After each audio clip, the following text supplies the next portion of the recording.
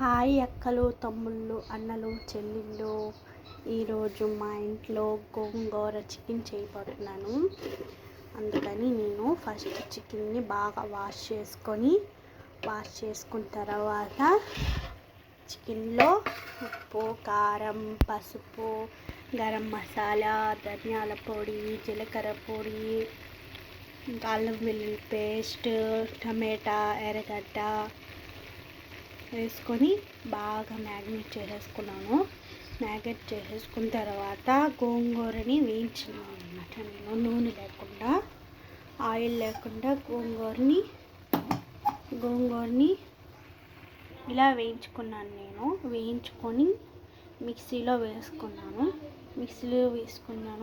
చల్లారిన తర్వాత మనం మిక్సీ పట్టుకున్నాము. దీంట్లోనే గోంగూర వేయించుకున్నప్పుడు కొంచెం పసుపు, కొంచెం ఉప్పు, కొంచెం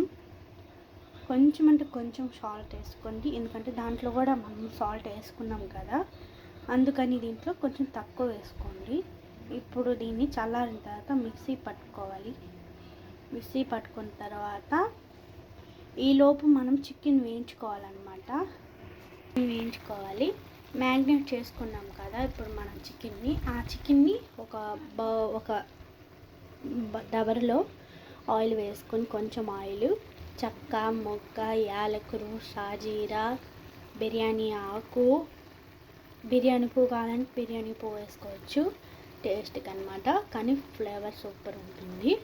వేసుకొని ఇలా బాండిల్లో వేసేసుకొని మనం దాంట్లో చికెన్ మొత్తం కలిపి పెట్టుకున్నాం కదా, దాన్ని వేసుకున్న తర్వాత ఇలా మూత పెట్టేసుకొని ఒక 10 minutes అంటే ఆయిల్ సపరేట్ అయ్యేంత వరకు మనం ఈ చికెన్ని బాగా ఉడకనివ్వాలన్నమాట.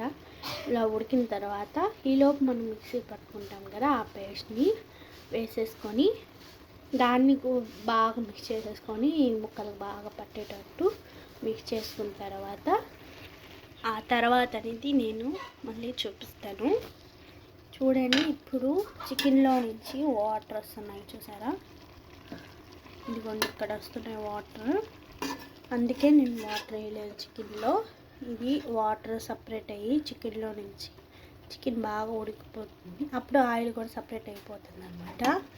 ఇలా సపరేట్ అయ్యేంత వరకు మనం ఉడికించుకోవాలి చికెన్. ఓకేనా? ఆ తర్వాత ఏం చేయాలో నేను చూపిస్తాను. ముందు ఇది ఉడకబెట్టుకోవాలన్నమాట. బయట సౌండ్స్ వస్తాయి, ఏమనుకోవద్దు. హాలిడేస్ కదా, సమ్మర్ స్కూల్స్ పెట్టారు చర్చిలో. మా ఇంటి పక్కనే చర్చి ఉందన్నమాట, అందుకని. ఓకేనా? ఇప్పుడు మూత పెట్టుకొని మనం బాగా ఉడకనివ్వాలి. మీడియం ఫ్లేమ్లో పెట్టుకోండి మీరు. నేను కూడా మీడియం ఫ్లేమ్లోనే పెట్టుకున్నాను. ఇదిగోండి గోంగూర. దీన్ని మనం చల్లారిన తర్వాత మిక్సీ పట్టుకొని కూరలో వేసేసుకోవాలి. ఓకేనా? చూపిస్తాను, చూడండి.